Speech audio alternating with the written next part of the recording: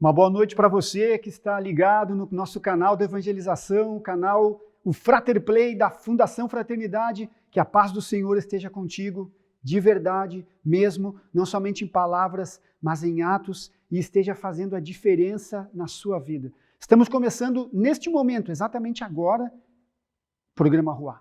Mais um programa Ruá, o sopro de Deus, e desejando verdadeiramente, no fundo do coração, que o sopro do Espírito Santo, o sopro de Deus, aquele que deu a vida, esteja chegando até você, esteja chegando até a sua casa, esteja chegando àqueles que te são queridos ao coração, que o Espírito Santo te revela agora, que pediram oração para você. Se é você mesmo que está precisando, que este programa faça diferença na sua vida, não por nós, não pelas nossas palavras, não pela nossa presença, mas porque nós queremos aqui anunciar Jesus. Nós queremos que as ondas eucarísticas que vão pelo YouTube, vão pelo seu celular, pelo tablet, pelo seu notebook, no computador, onde quer que você esteja nos acompanhando, as ondas eucarísticas do programa Ruá, da Fundação Fraternidade, do nosso canal no YouTube, cheguem até você, sua casa, seu coração, e mudem a sua vida, transformem assim de verdade. Se você nos acompanha à noite, você acompanha ali na quinta-feira, quando o programa é lançado, às 20 horas, boa noite, Deus te abençoe. Se você vai ver depois, mais tarde, de manhã, um bom dia, de tarde, uma boa tarde, no momento que você está ligado conosco, que o Senhor esteja te alcançando pela poderosa intercessão da Virgem Santíssima. Vai aqui toda a equipe que está aqui, nosso abraço especial para você, que tem compartilhado o programa e tem chegado, assim, tem recebido retornos de pessoas que a gente nem imaginava, as pessoas têm mandado ali. Se você olha, não tem muitos comentários. Nosso pessoal não tem essa cultura ainda assim de comentar ali no nosso canal. Se começar a colocar, melhor, a gente consegue ver mais rápido, mas o pessoal tem mandado para o nosso WhatsApp, assim, no privado. Eu tenho recebido algumas coisas, né? O pessoal da equipe tem recebido também o seu retorno, e eu digo de verdade, muito obrigado. Deus abençoe você muito, porque nós queremos exatamente isso, que você participe conosco, que você dê o seu like, se inscreve no canal, ativa ali a notificação, dá o seu likezinho, seu joinha, para que a gente saiba aí quantas pessoas, até onde está chegando o programa, e a gente possa chegar para mais gente. E você que está acompanhando pela primeira vez o programa Ruá e o nosso canal, alguém te mandou esse programa. Alguém mandou esse programa para você.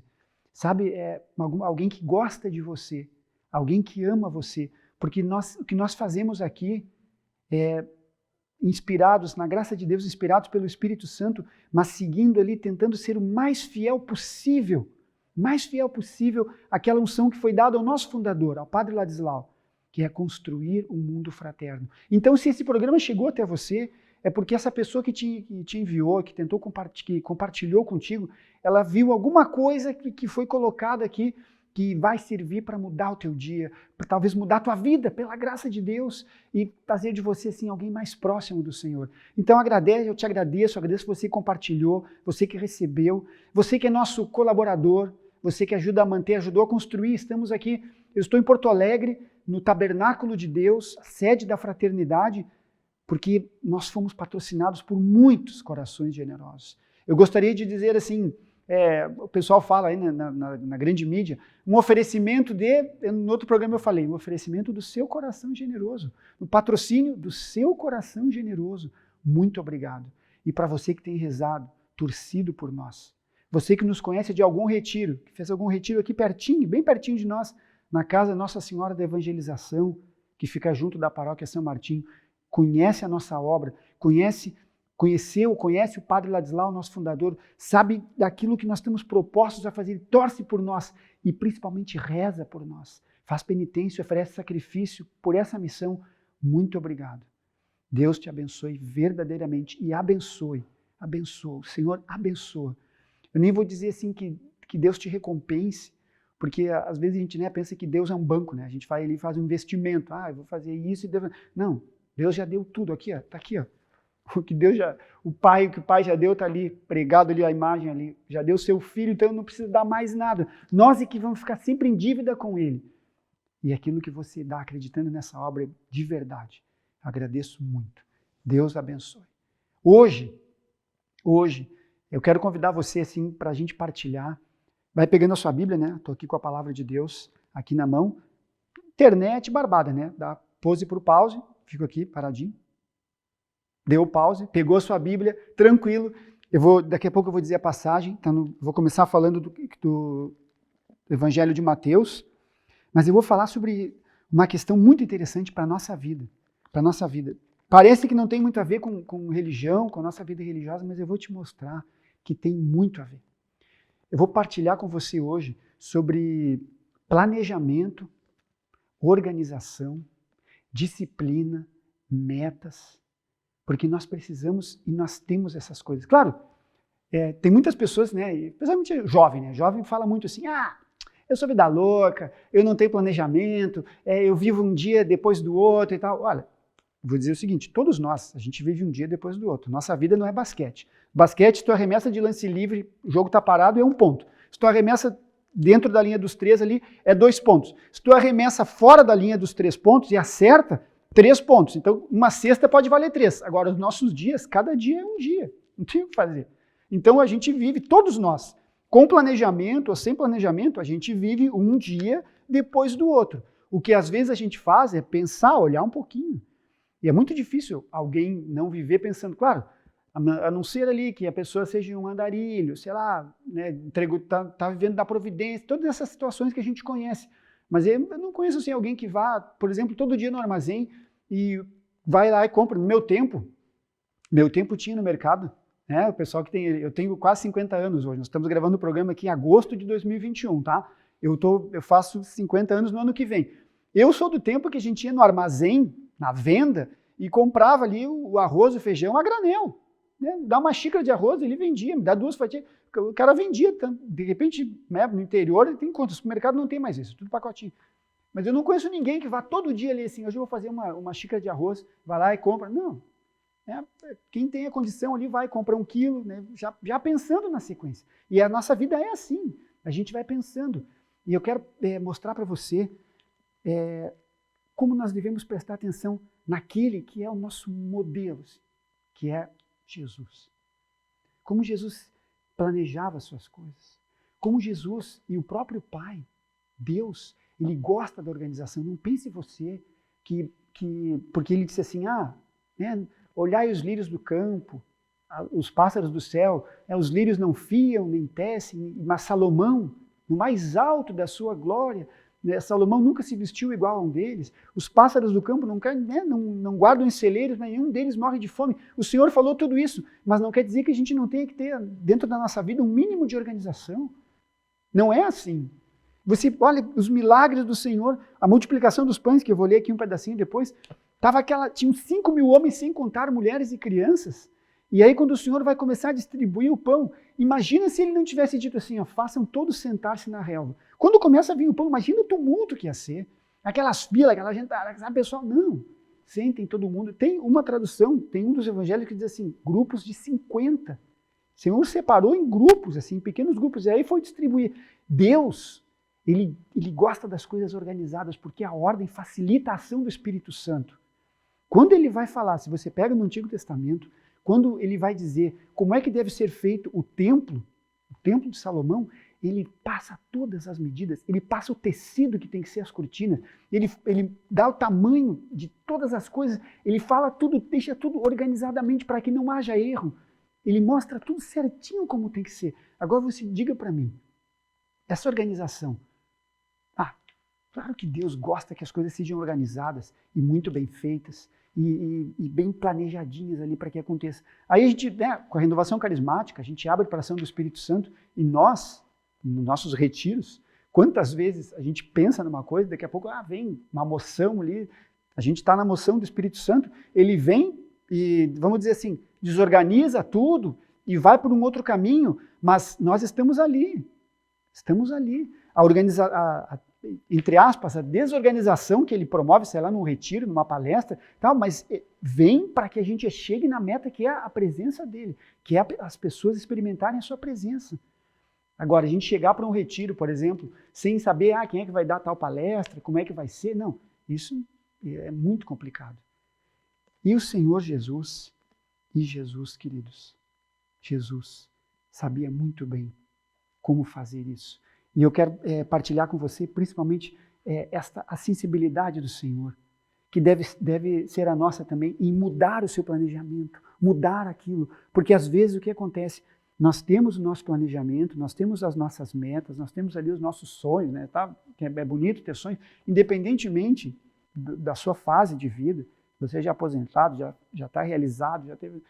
Nós temos que ter alguma coisinha assim, pensar, a gente não deve ficar parado esperando a morte chegar para nos levar. Não, nem São Paulo que ia para o céu fazia assim. São Paulo evangelizou até os últimos instantes da sua vida. Então essa não é a vida que Deus quer para nós. A gente tem que sempre ter uma meta, ter sempre assim um lugar, um momento para chegar, nem que seja no final do dia. Se você já tem lá uma idade avançada e tal, eu quero pelo menos chegar ao final desse dia. No outro dia, quero chegar ao final. Beleza, já é uma pequena meta, vai vivendo. Mas viver sem nenhum horizonte, essa não é a vontade de Deus, eu digo para ti. Essa não é a vontade do Senhor. Pois o Senhor Jesus estava ali fazendo a sua obra. De repente, João Batista.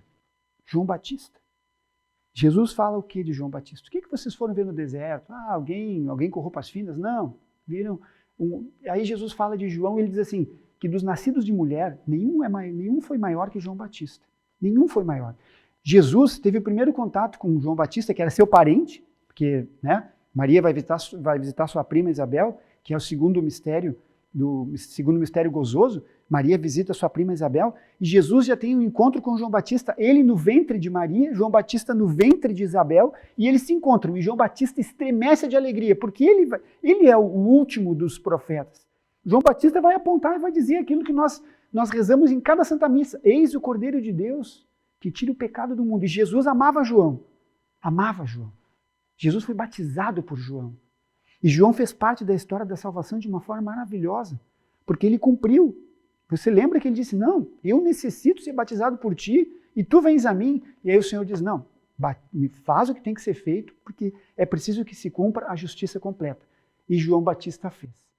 Quando João Batista foi decapitado por Herodes, né, se você pega ali, está em Mateus do capítulo 14, começa a contar, né? Ali a execução de João Batista começa a partir do versículo 5. A esposa de Herodes não gostava, a Herodíades não gostava de João, porque João dizia que ela não podia ser rainha, não podia ser, porque ela já tinha sido casada com Filipe, que era irmão de Herodes, dizia não pode tomar, e ela não gostava dele e tal. De repente a filha, numa festa, a filha dança, e Herodes, provavelmente, aqui não diz, tá? Deixar bem claro. Mas provavelmente já tinha tomado alguma coisa, já estava bem loucão. E aí a menina dançou para ele, ele disse assim, me pede o que tu quiser que eu te dou, nem que seja metade do meu reino eu te dou. E aí a Herodíades chamou Salomé, pede a cabeça de João Batista, pediu. E aí o rei entristeceu-se, mas tinha feito um juramento e foi lá e trouxe a cabeça de João Batista, num prato, numa bandeja de prata. Entregou para Herodíades, cumpriu, fez o desejo dela. Os discípulos foram lá e sepultaram o corpo. E aí, logo depois, o que eles fizeram? Aqui, ó, versículo 12. Vieram então os discípulos de João, pegaram o seu corpo e o sepultaram. Em seguida, foram anunciar o ocorrido a Jesus. Foram contar para Jesus que tinham decapitado João. Aquele que era seu parente, aquele que o tinha batizado, aquele que ele já tinha tido aquele contato, barriga com barriga, ventre com ventre, de Nossa Senhora e Isabel, mataram João. A sequência é fantástica. É fantástico. Não tem como a gente, se você não teve oportunidade ainda, nunca fez essa experiência, eu vou dizer para você, leia, você quer ler a Bíblia, conhecer, leia os Evangelhos, leia ali a história de Jesus, Mateus, Marcos, Lucas, João, leia. Escolha um então e leia. Não tem como não se apaixonar. Não tem como não se apaixonar. E aí, a palavra diz assim, Jesus, ouvindo isso, partiu dali de barco para lugar deserto, afastado. Jesus queria fazer o seu luto. Jesus ele ficou triste, porque decapitaram João, que ele conhecia, seu parente. Jesus foi. E aí ele pega e sobe e vai num barco. Assim que as multidões o souberam, Jesus partiu dali de barco para um lugar deserto, afastado. Assim que as multidões o souberam, vieram da cidade seguindo a pé. Jesus foi pelo rio e as multidões seguindo com ele a pé. E Jesus está ali, no barco, triste. Ele queria um lugar deserto, porque ele queria fazer o seu luto. Ele queria estar com o pai e fazer o seu luto. Sei lá, chorar, lamentar por João, que tinha sido decapitado cruelmente decapitado. E aí as multidões seguiram. Aí Jesus chega no barco. Jesus chega na margem. Se Jesus tivesse despedido as multidões e tivesse dito assim, eu vim aqui para ficar num lugar deserto, a sós com meu Pai. Hoje, a gente estaria pregando sobre isso. A gente estaria dizendo assim, quando Jesus sabia a hora de estar com o Pai, ele deixava tudo, mesmo a missão, para estar com o Pai. Ele faria... Mas não. Jesus, a palavra diz assim, assim que desembarcou, Jesus viu uma grande multidão e, tomado de compaixão, curou os seus doentes. Curou os seus doentes. Veja só, Jesus recém tinha sabido. Se você não quer acreditar que Jesus estava triste, não queria fazer seu luto, tudo bem. A gente está fazendo aqui uma livre interpretação. Mas é o que nos mostra a palavra. Mas tudo bem, né? Agora, o que é fato que está escrito? Jesus recém tinha recebido a notícia da morte de João Batista e queria ir para um lugar deserto. E aí ele encontra a multidão. Nesse espírito, nesse momento, ele olha e cura os seus doentes. Esse é o coração de Jesus. Esse é o sagrado coração de Jesus, que deixa aquilo que ele tinha pensado para ele, para ficar sozinho, para ir para um lugar deserto, porque ele viu a multidão. E aí, na sequência, conta aqui no Evangelho segundo Mateus, ele ficou curando os doentes e chegou de tarde, e aí os discípulos, né? Teve um ruá que eu falei sobre isso, os discípulos assim, Senhor, manda o pessoal embora porque tem muita gente, dai-lhes vós mesmos de comer. E aí vem os 5 pães e os 2 peixes e Jesus alimenta 5.000. Jesus alimenta 5.000 homens, sem contar mulheres e crianças, num estado assim de tristeza, porque ele recém tinha sabido da notícia da morte, da decapitação de João Batista. É assim, ele estava assim movido, sabe? Mas ele vai, mesmo assim, ele vai e multiplica os pães e alimenta as pessoas. Isso não é exemplo para nós? Isso não é exemplo para nós? Quantas vezes a gente já deixou de, ir à missa, ir a grupo de oração, ir visitar doente, porque a gente não está bem? Eu não estou muito bem hoje, eu não vou fazer. Não. E aí Jesus, que recém tinha sabido da notícia do primo dele que tinha sido decapitado, daí ele vai, cura os doentes e multiplica os pães e alimenta 5.000 homens, assim, num estado de luto. Isso não é exemplo para nós? Isso não é exemplo? Nós não podemos olhar para esta pessoa, para este homem, para a vida de Jesus e querer ser fielmente seus seguidores. Eu já falei isso aqui e quero dizer muitas vezes, nós não somos filhos da letra, nós não somos filhos da lei, nós não somos seguidores de um grupo de regras e leis. Não, nós somos seguidores de uma pessoa viva, Jesus, o Filho do Deus vivo. É Ele que nós seguimos. Por causa dessas atitudes, dessa atitude de doação, de amor, é que nós somos impelidos a segui-lo e fazer aquilo que Ele nos ensinou, fazer aquilo que Ele nos ensina. Pois bem, Jesus, nesse espírito, cura os doentes, multiplica os pães. E aí depois o que Ele faz? Olha o que diz a palavra. Olha o que diz a Bíblia. Na sequência, versículo 22, logo depois ali, no 21, diz assim, ora, os que comeram eram cerca de 5.000 homens, sem contar mulheres e crianças. Versículo 22, isso é Mateus 14. Versículo 22, logo em seguida, forçou os discípulos. A palavra diz aqui, forçou os discípulos, Bíblia de Jerusalém, forçou os discípulos a embarcar e aguardá-lo na outra margem, até que ele despedisse as multidões. Porque os discípulos não queriam ficar com ele, mas o Senhor forçou eles a subir. Subam e vão. Não, mas nós não queremos. Vão. Subam no barco e vão. E eles foram. Tendo despedido as multidões, subiu ao monte a fim de orar a sós. Ao chegar à tarde, estava ali sozinho. Versículo 23. Queridos e queridas, meus irmãos, você que até onde vai chegar o programa, até onde vai chegar esse programa, Jesus tinha a sua meta, Jesus queria ficar sozinho e precisava ficar sozinho. Só que no decorrer daquilo que ele tinha planejado, aconteceu um fato mais importante, que era curar e alimentar as multidões, aquele monte de gente que o seguia. Jesus nega-se a si mesmo, o seu planejamento inicial, muda a sua rota e faz isso, mas ele não tirou diante dos seus olhos que ele queria ficar sozinho. E aí ele fica. Esse discernimento nós precisamos ter. Às vezes nós ficamos arraigados em situações, nós ficamos arraigados em planejamentos, e acontecem coisas assim, situações mais importantes na nossa vida, que precisam que a gente tenha uma mudança de rota, e a gente muda. Mas algumas vezes a gente muda momentaneamente. Certas coisas assim a gente tem que ficar diante dos nossos olhos. Por exemplo, a salvação, nós estarmos na fidelidade com o Senhor, é uma decisão de vida. Ela não é uma decisão de sentimento. Ela não é uma decisão que a gente toma assim num momento de louvorzão ali, num grupo de oração, ou num cenáculo, ou numa missa que a gente sentiu Jesus, que tem alguém ali, algum músico fantástico tocando uma música de presença de Deus, que a gente até se emociona, às vezes a gente chora, e aí naquele momento de emoção, Senhor Jesus, eu te seguirei, daí já canta, eu te seguirei, e tal, e faz aquela promessa, daqui a pouco... Não é assim. É uma decisão de vida. É uma decisão de intelecto. Então a gente olha, pode ter algum desvio, mas isso não deve ficar, não deve sair diante dos nossos olhos. Tem certas decisões que não devem sair diante dos nossos olhos. Se você um dia trabalhou na igreja, seja o trabalho que você fez, por um motivo ou outro você precisou se afastar desse trabalho, mas você sente assim que ali naquele tempo, você foi muito feliz, você sentia que estava fazendo a vontade de Deus, coloque como meta que você vai voltar. Eu vou dizer para você, durante um tempo, na minha vida, eu conseguia participar da missa todos os dias, missa diária, que é a orientação do nosso fundador, do Padre Ladislau, do nosso pai. Missa diária. E nós nascemos na missa diária. Nós vimos a São Martinho aqui todos os dias, nos encontramos para rezar todos os dias, e aí vem essa inspiração da fraternidade, na missa diária.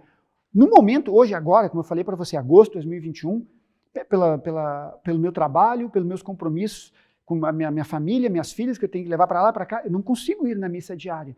Mas eu digo para você, está guardado aqui no meu coração. E eu voltarei à missa diária. Eu vou dizer para você de verdade, voltarei à missa diária. Essa meta eu tenho na minha vida, como eu tinha outras metas espirituais. No momento eu não posso, mas eu voltarei, porque eu já experimentei isso. Como já experimentei adoração diária, quando eu trabalhava na rádio, e eu quero voltar um dia a ter essa possibilidade. E o Senhor sabe, está guardado, e eu me afastei como Jesus se afastou um pouquinho, mas eu vou voltar. Isso não sai diante dos meus olhos. E certas propostas, certas coisas que tem na sua vida, estão ali, sabe, no seu coração, que você sabe que vem de Deus, elas não podem sair. Se você trabalhou para a igreja, agora não pode porque está morando longe, não se achou ainda e tal, mas sabe assim, eu preciso voltar, porque naquele tempo eu servi o Senhor. Não tire isso diante dos seus olhos. Segue. Mas, veja bem, tem alguns planejamentos, algumas coisas que a gente faz que precisam ser abandonadas verdadeiramente. E aí eu pego, sabe quem? Você também conhece essa passagem. Eu pego o filho pródigo. O filho pródigo. Claro que Jesus contou a parábola do filho pródigo, o foco é o pai. Pai. Porque o filho pródigo botou fora metade da sua herança, metade daquilo que o pai tinha juntado, pediu que era seu por direito, saiu e jogou tudo fora. Né? A palavra diz que ele teve uma vida devassa, e perdeu tudo. Perdeu tudo. Ora, eu digo para você o seguinte, o grande problema do filho pródigo, eu vou dizer para você, nem foi pedir a herança, porque era direito dele. Era direito dele. E nós sabemos, assim, vendo quantas empresas, principalmente empresas assim familiares, às vezes o pai, a mãe, o tio, começam a empresa, quando chega na hora para o filho seguir, às vezes o filho não quer seguir. E muitas empresas fecham, porque o filho não segue o legado que o pai tinha começado. É um direito, é a liberdade que tem. E aquele menino que está contado aqui na parábola do Senhor, ele foi seguir o seu outro caminho. Só que o que ele fez? Pegou metade da herança e jogou fora. A palavra diz assim, que ele teve uma vida devassa, está aqui. Partiu para uma região longínqua, ele foi para longe, né, Jesus contando assim, e ali dissipou sua herança numa vida devassa. Aqui foi o grande problema dele. A questão não foi ele ter pego metade da herança, porque isso estava dentro da lei, dentro do que era direito dele. O problema foi desperdiçar, jogar fora. jogar fora numa vida devassa. Eu não conheço, talvez a parábola do Senhor não diz assim quais eram os planos, qual era a meta do filho e tal, mas eu não conheço ninguém que faça a mudança para ficar pior. Sempre que a gente muda, a gente quer melhorar. Talvez o resultado seja esse aqui, né? Uma porcaria. Depois ele vai querer comer a comida dos porcos e não vai poder. Mas quando a gente muda, ou a gente muda para, sei lá, para ganhar mais, ou para ter mais satisfação pessoal, ou para se realizar, mas sempre muda querendo algo mais. Eu não conheço ninguém que diga assim, minha vida está boa, estou num bom emprego, eu vou sair, vou querer sofrer um pouquinho. Não conheço ninguém que tenha feito isso. Talvez a pessoa tenha saído, tenha largado assim, em altos cargos. Eu até conheço um amigo meu que era concursado e tal, banco, biriri, daí o cara sai e foi buscar, porque não, essa vida aqui não me serve. Largou ali aquela tranquilidade, entre aspas, né, do serviço público e tal, saláriozinho, aquela coisa, e foi e buscou uma outra realidade. Se deu bem, mas poderia ter se dado mal, mas ele não saiu para se dar mal, ele saiu para se dar bem. E esse menino aqui, ele sai e vai e gasta. E aí ele volta. E aí que eu digo para você, esse planejamento inicial dele teve que ser abandonado completamente, diferente do de Jesus. Esse discernimento que nós precisamos pedir para o Espírito Santo. Quando é que nossos planejamentos, nosso plano, nossa organização está de acordo com Deus, que pode ser que talvez tenha que ser abandonado, né? E eu volto a citar, quem trabalhava, tinha algum trabalho numa comunidade, daqui a pouco se muda, daqui a pouco né, fica doente, alguma coisa, e tem que parar por um tempo, mas sabe que tem que voltar porque aquilo ali era agradável a Deus. Diferentemente desse caso aqui. E esse discernimento é que nós precisamos pedir para o Senhor e ter a humildade. Este filho, ele cai em si, ele veio uma fome para a região, e aí ele queria comer a comida dos porcos, ninguém dava comida para ele, e aí ele cai em si, diz a palavra. É isso que nós muitas vezes precisamos fazer. Nós precisamos olhar o fruto da nossa vida. Que fruto nós estamos dando? A palavra do Senhor diz assim, claro, ninguém como a gente diz, como eu falei no começo, a gente vive um dia depois do outro, não tem como viver 2 dias juntos. É sempre assim, um dia depois do outro. Não dá pra gente... Não, a gente tem que planejar, organizar. E a palavra de Deus diz assim, aquilo que o homem semeia, São Paulo fala, se não me engano, aos Romanos, aquilo que o homem semeia, isso mesmo ele vai colher. Se semeia amor, vai colher amor. Se planta tempestade, vai colher tempestade. E eu quero dizer para você, quero dizer assim para você de verdade, o que nós estamos plantando? O que eu semeio assim na minha vida para colher daqui a algum tempo? O quê? E aí este filho, o pródigo, ele não semeou nada, ele só gastou, só foi curtir, vida devassa e tal, e aí ele cai em si.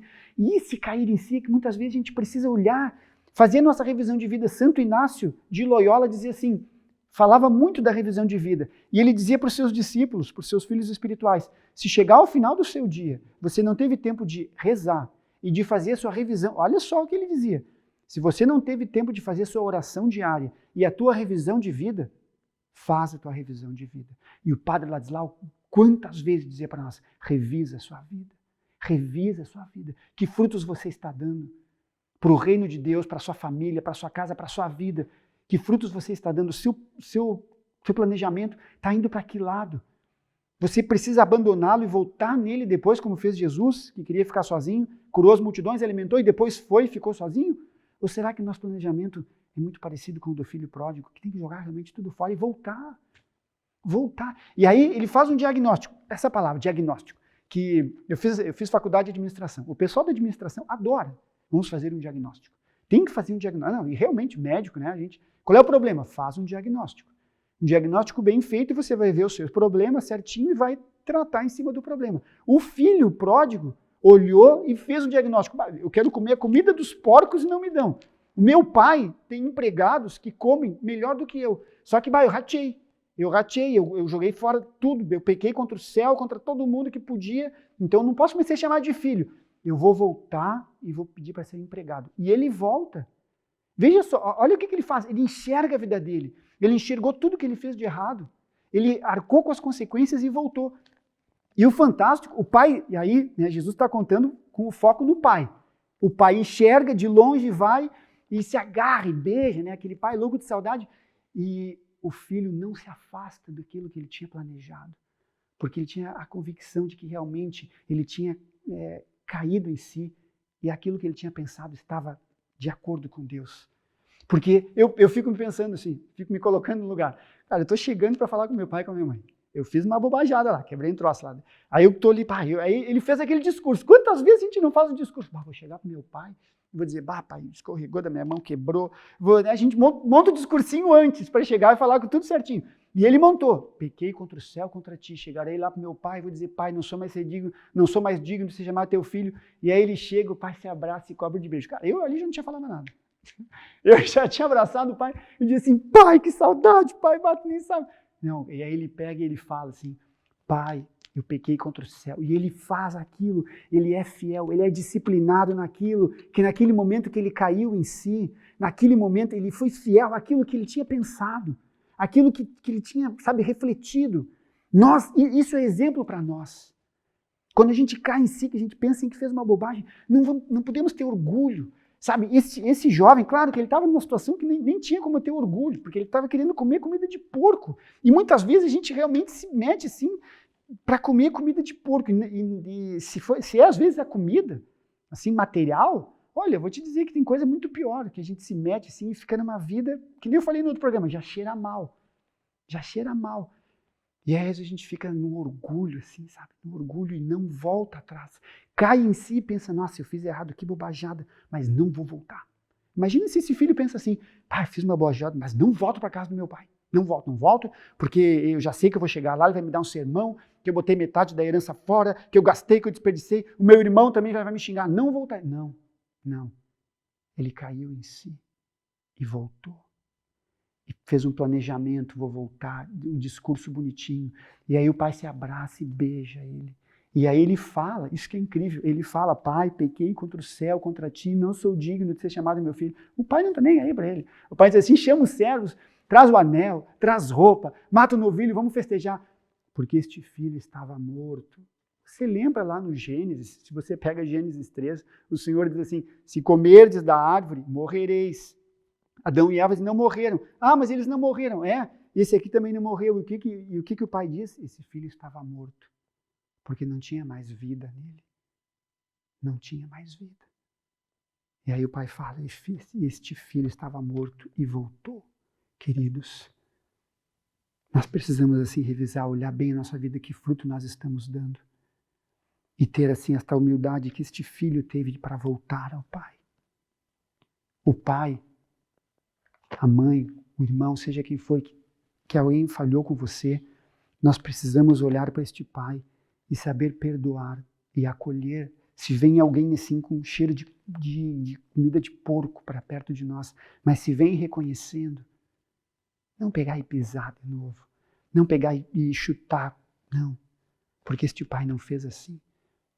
Este é o planejamento que o filho precisou abandonar, jogar tudo fora, sei lá, porque abandonou, largou e vou começar do zero. Se é a sua hora de começar do zero, não tenha orgulho, comece do zero. Vida espiritual, vida física, vida material. Nesse meio de pandemia, tanta gente perdeu e aí vem um monte de bobagem, vou acabar com isso, vou acabar... Não. Vamos dobrar os joelhos. Vamos olhar para Jesus, que tinha o planejamento de ficar sozinho, mas apareceu algo que era mais importante, ele cura as pessoas, alimenta, e depois ele vai e fica sozinho. Se o meu planejamento não está nada, eu olhei assim, só deu porcaria, não deu fruto nenhum, faz como filho, abandona, joga fora esse planejamento. Dobra os seus joelhos, porque o Senhor vai mostrar para você, volta para junto do Pai. Nós vamos rezar, vamos me colocar na presença do Senhor e fazer a oração que São Francisco de Assis fez. São Francisco dizia assim, Senhor, dai-me forças para mudar aquilo que precisa ser mudado. Dai-me resignação para aceitar aquilo que não pode ser mudado. E dá-me sabedoria para saber distinguir uma coisa da outra. Essa é a nossa oração. Se tem coisas que estão ao nosso alcance na nossa vida que a gente mude, vamos, com a força do Espírito Santo, vamos mudar. Se tem coisas que estão longe do nosso alcance, Vamos ser resignados, assim, nada de revolta, não. Vamos ser resignados, pacientes. É aquilo que não pode, aceitemos. E rezemos se tem alguém que pode mudar, rezemos por aqueles que podem mudar. E que o Espírito Santo venha e nos ilumine para que a gente saiba bem certinho, assim, diferenciar, distinguir, discernir uma coisa da outra, como São Francisco de Assis nos ensinou. Nós nos colocamos na presença do Senhor e eu rezo por cada um que vai acompanhar esse programa. Não sei como é que está a sua vida, não sei como você está agora. Talvez você precise realmente começar do zero. Talvez você esteja se sentindo assim, querendo comida de porcos e não está conseguindo e tal. Pede, dobra os teus joelhos e pede que o Senhor vai te dar a força. Cai em si como caiu aquele filho. Se dispa assim do seu orgulho. Se for preciso fazer isso, se dispa do seu orgulho, enxergue verdadeiramente a sua vida. E você vou te dar uma dica. Você quer enxergar verdadeiramente a sua vida? Vai diante do Senhor Jesus, na Santa Eucaristia. Fica ali. Se você não consegue ficar 1 hora, fica 15 minutos diante do sacrário. Ali é revelado efetivamente quem nós somos. Diante do espelho que é o Senhor, Ele nos revela. Eu lhe convido a fazer essa experiência. Estamos chegando ao final do programa. Eu vou te convidar para nós fazermos a nossa oração, que é um louvor, né? Que é uma oração de fé, mas também é uma oração de reparação. Vamos rezar juntos. Meu Deus, eu creio, adoro, espero e amo-vos. Peço-vos perdão por aqueles que não creem, não adoram, não esperam e não vos amam. Meu Deus, eu creio, adoro, espero e amo-vos. Peço-vos perdão por aqueles que não creem, não adoram, não esperam e não vos amam. Meu Deus, eu creio, adoro, espero e amo-vos. Peço-vos perdão por aqueles que não creem, não adoram, não esperam e não vos amam. Querido irmão, querida irmã, muito obrigado para você que vai compartilhar esse programa, para você que está acompanhando, você que está rezando, você que vai mandar, ou seja no WhatsApp, para algum de nós aqui da equipe, né, para mim mesmo, alguma palavra sobre esse programa, para você que vai colocar um comentário, para você que colabora conosco, valeu. Muito obrigado mesmo. Deus te abençoe muito, verdadeiramente. E até a semana que vem, mais um Ruá, se assim Deus quiser e permitir, em nome do Pai, do Filho e do Espírito Santo. Amém.